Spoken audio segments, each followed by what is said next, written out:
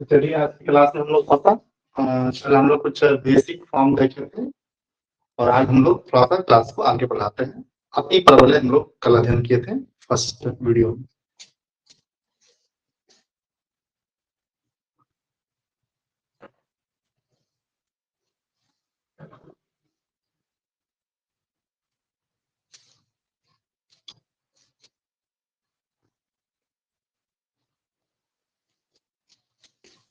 ये बाई हो गया, बाई डैश हो गया, एक्स डैश हो गया और एक्स हो गया। और इसमें इधर भी खुलता है, इधर भी खुलता है। ठीक है, ये हमारा हो गया F1, ये हो गया F2। यहाँ हम लिख सकते हैं C,0। यहाँ हम लिख सकते हैं -C,0। ठीक है, और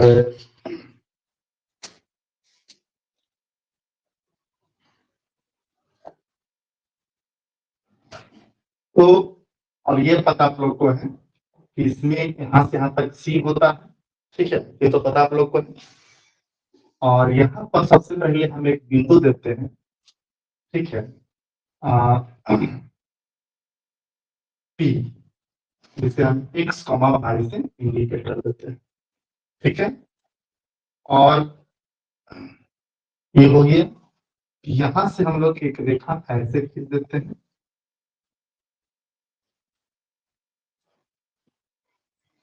यहाँ तक और यहाँ से एक यहाँ खींच।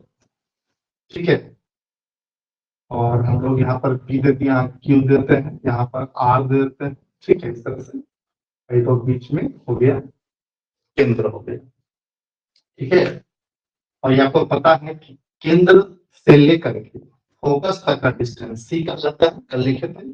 और केंद्र से C यहाँ तक का डिस्टेंस आपका कहलाता है A। ठीक है, और ध्यान से देखेंगे तो जो हम लोग दीर्घवृत्त पढ़े थे उसमें एक फार्मूला आया था A² बराबर B² प्लस C²। ये दीर्घवृत्त वाला दीर्घवृत्त था। दीर्घवृत्त बना गया था, इस प्रकार से बना था, इस तरह से हम लोग पढ़े थे। इसमें इसका F1 था, ये F2 था, ये C था और बड़ा वाला A था, यानी ज्यादा बड़ा A था। ठीक है, ठीक है, इसमें A बड़ा था और C था इसमें छोटा। लेकिन हम लोग जो अभी पढ़ रहे हैं वह अति परवलय पढ़ रहे हैं, तो अति परवलय में C ही बड़ा होगा। इसलिए तो अति परवलय में अगर बात करते हैं, अति परवलय, अति परवलय में, अति परवलय में A, B, C में संबंध। ठीक है, अति परवलय में A, B, C में संबंध। इसकी टॉपिक की अगर बात करते हैं हम लोग हैं तो इसमें सबसे बड़ा हो जाएगा C। इसमें बड़ा में हो जाएगा C, आपका हो जाएगा। ठीक है,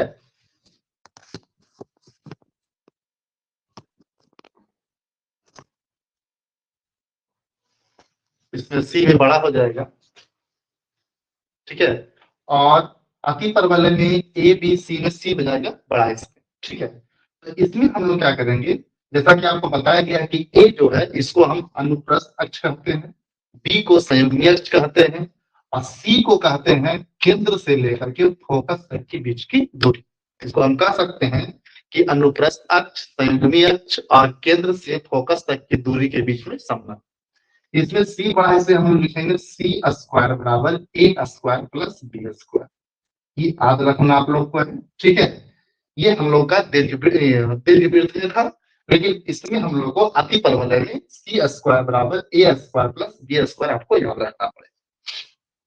इससे फायदा क्या होगा, इससे आप A, B, C किसी का भी मान निकाल सकते हैं। जैसा कि यहाँ पर देख लीजिए, जैसे एक फायदा यह है कि अगर आपको कहता है A² का मान निकालने के लिए, तो आप कर सकते हैं A² बराबर C² माइनस B², क्योंकि B है चला है। ठीक है, अगर आपको कहता है निकालने के लिए, मान लीजिए कि बी स्क्वायर, तो बी स्क्वायर रूट लेंगे, ए बुलाएंगे तो हो जाएगा बी स्क्वायर बराबर सी स्क्वायर माइनस ए स्क्वायर, ठीक है। और सी स्क्वायर का मान नहीं है आप लोग का, ठीक है। तो ये इससे ये रूट लगा देंगे तो ए का मान निकल जाएगा, रूट लगा देंगे तो बी का मान निकल जाएगा। अर्थात अगर ए बराबर निकालना है अंडर रूट सी स्क्वायर माइनस बी स्क्वायर कर देंगे, अगर बी बराबर निकालना है तो अंडर रूट सी स्क्वायर माइनस सी स्क्वायर कर देंगे, ठीक है। ये हो गया। और अगर आपको सी निकालना होगा तो सी बराबर अंडर रूट कर देंगे ए स्क्वायर प्लस बी स्क्वायर इसके अकॉर्डिंग, ठीक है। ये आपको हेल्प करेगा सॉल्व करने में। तो आप इसकी तुलना डेरिवेटिव से नहीं कीजिएगा, डेरिवेटिव में ए बड़ा था तो ए बी सी आ गया था, लेकिन अति परवलय में सी बड़ा है इसलिए सी स्क्वायर बराबर ए स्क्वायर प्लस बी स्क्वायर, क्योंकि सी यहां से लेकर यहां, तो ये मत देना। चलिए एक कंफर्म आप लोग को हो गया। दूसरी बात, जिस तरह से दीर्घवृत्त में इसेंट्रिसिटी था, इसमें भी इसेंट्रिसिटी मतलब उत्केंद्रता जो होगा वही फार्मूला होगा। तो अगर मैं बात करते हैं उत्केंद्रता का, उत्केंद्रता उत्केंद्रता का, तो यह फार्मूला ई बराबर सी बटे ए होता है, इस प्रकार से उसमें हुआ था, ठीक है। इसमें सी क्या होगा, इसमें सी होगा केंद्र से लेकर फोकस तक की बीच की दूरी, और ए क्या होगा, केंद्र से लेकर शीर्ष के बीच की दूरी, ये कंफर्म। दूसरा इसमें एक चीज और हम देख लेंगे, एक चीज और, नाभिलंब। नाभिलंब जीवा की लंबाई, लेटस रेक्टम जो बोलते हैं। तो जस्ट यही होगा क्योंकि इसमें सिंपल होता है 2b स्क्वायर बटे ए, ठीक है। यहाँ भी फार्मूला वही चलेगा और इसमें कोई चेंजिंग आप लोग का नहीं हुआ। तो ये ओवरऑल हम देख लीजिए, नाभिलंब जीवा की लंबाई लेटस रेक्टम 2b स्क्वायर बटे ए, इसेंट्रिसिटी सी बटे ए, और इधर ए बी सी में संबंध की, ठीक है। अब इसमें हम लोग का बच गया, मेन टॉपिक बच गया समीकरण, इसका बच गया अति परवलय का मानक समीकरण। इसका क्लास हम लोग नेक्स्ट वीडियो में देखेंगे और समझेंगे, बस एक टॉपिक बच गया है, ठीक है। तब तक इसका नोट्स बना लीजिएगा ताकि आगे पढ़ने में हेल्प हो जाए।